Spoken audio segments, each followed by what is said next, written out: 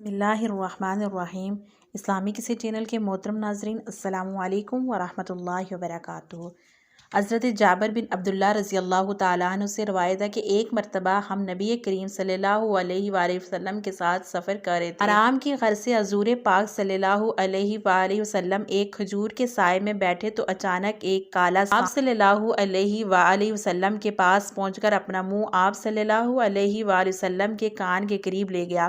کچھ دیر بعد حضور صلی اللہ علیہ وآلہ وسلم نے اس سانپ کے کان کے قریب اپنا منہ مبارک لے جا کر کچھ فرمایا۔ اس کے بعد وہ سانپ ایسا غائب ہوا جیسے اس کو زمین نگل گئی ہو۔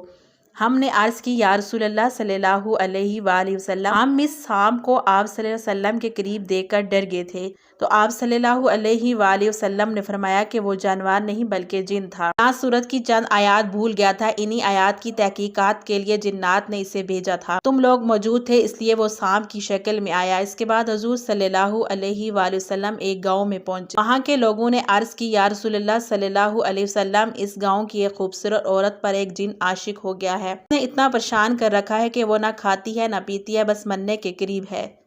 حضرت جابر رضی اللہ تعالیٰ عنہ فرماتے ہیں کہ عورت کو میں نے بھی دیکھا اور ایسی تھی جیسے چاند کا ٹکڑا۔ صلی اللہ علیہ وآلہ وسلم نے فرمایا، ہے جن، کیا تجھے معلوم ہے میں اللہ کا رسول محمد صلی اللہ علیہ وآلہ وسلم ہوں؟